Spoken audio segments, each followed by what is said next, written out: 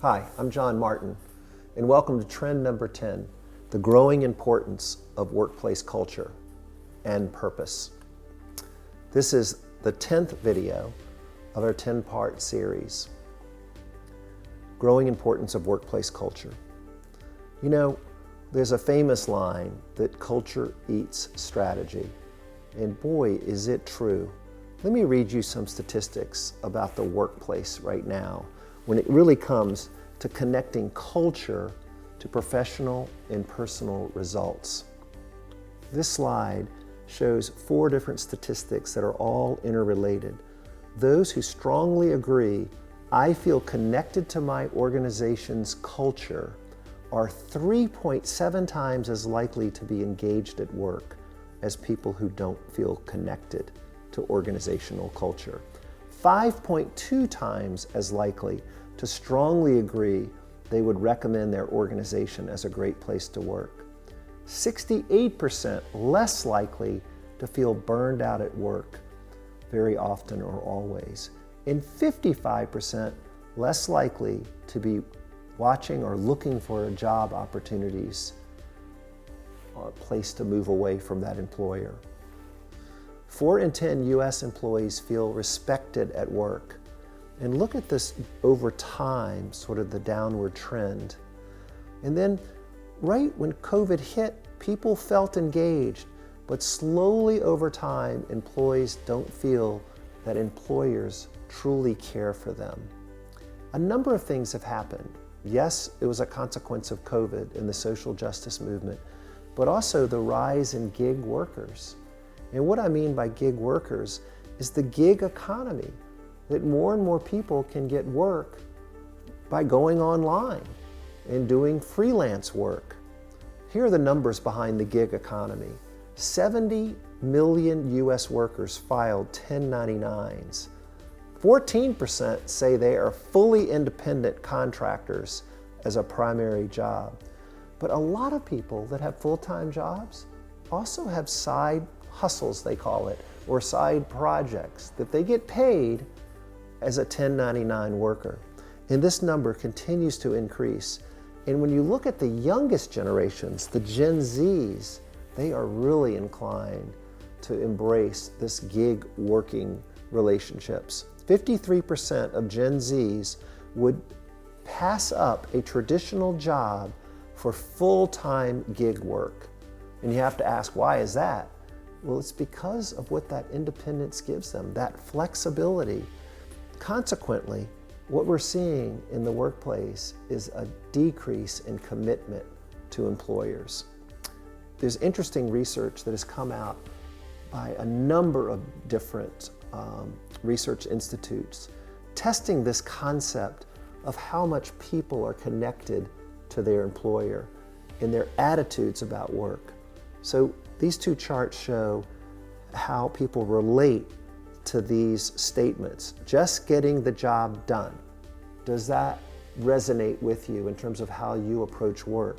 And look at the older generations, the Gen Xers and Boomers are saying, no, I don't quite relate to that statement. Where the younger generations, much more than the olders, are saying, yes, that's how I see work. Now, when you go in terms of the other end of that continuum, going above and beyond, do you relate to that as you think about work and your employer? And look, those older generations, the Xers and the Boomers, all the way over on the right, much more than the general population say, yes, that's how I feel. And those younger generations, not so much about going above and beyond. So this is both ends of the spectrum here in terms of how people are focused on their work. So the implication for rural transit is you have to fully appreciate that these trends are going on in reshaping people's attitudes about work. And so you have to double down in terms of the impact of your leadership and how you're running your transit agency. I'm going to give you one example of a transit agency that we worked with where the leadership, recognizing these trends, went all in on working on their culture and making it not a monthly or weekly, but a daily activity, and putting together a plan and following it to make people feel like they were valued and to genuinely support people every way they could. And we saw these scores from across the board, the executive director, the trust that people had in that director or in their senior management team or in their co-workers, or all employees trust in one another, or departmental managers. Across the board, we saw trust scores increase dramatically from 2019 to 2022 because of this intentional program where they involved everyone in trust building exercises and dedicating everyone towards the health and well-being of the entire agency. And the morale just shot up. Extraordinary gains that we, when we try to measure these kind of cultural attributes in an organization. Engagement of all employees increasing dramatically. And then in terms of the future, a better place to work in the next 5 years. We saw a huge gain in that as well. So how did this happen? Well, again, it was an intentional plan, a culture building plan where everybody was involved. Everybody knew the plan and everybody participated in the plan, and they stuck to the plan. And at the core, it was valuing all teammates as your secret sauce. And what I mean in terms of valuing is look beyond just the traditional benefits and try to bring fun into work and try to bring health and wellness into work. As you saw in an earlier video, that health gap now includes everyone. And so how can you be more sensitive to the health and well-being needs of your employees, of your teammates?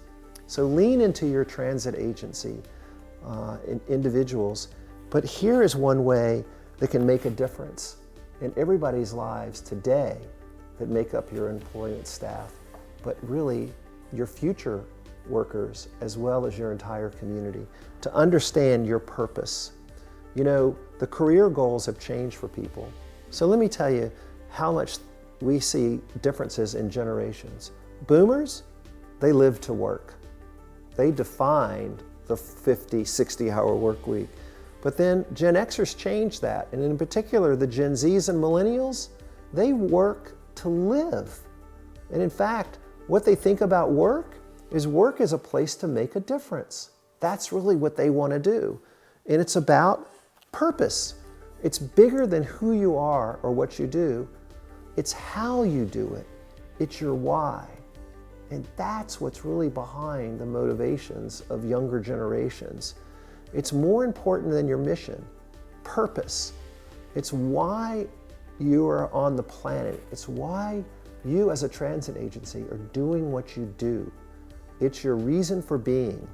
And we're seeing that this reason for being and understanding it, it's important to all generations, but it's even more important to the younger generations. They really want to understand what their employer is doing to society, to a cause, to something bigger than them, something bigger than all the other workers, something that is profound and dramatic and consequential to society. The younger generations, the Gen Zs in particular, they want to know where their employer is in terms of a purpose. And that's part of their decision on the employer they're going to join. And also in terms of what they buy. They want to see what is the purpose. You probably have heard of Tom's Shoes. This was an organization that got started years ago, and it was an organization that said, you know, we're in the business of making shoes, but really what we're trying to do is sell shoes so we can help people see better and get a free pair of glasses for underserved people, or some shoes for underserved people. And so it was a new kind of company that got created. What does all this mean?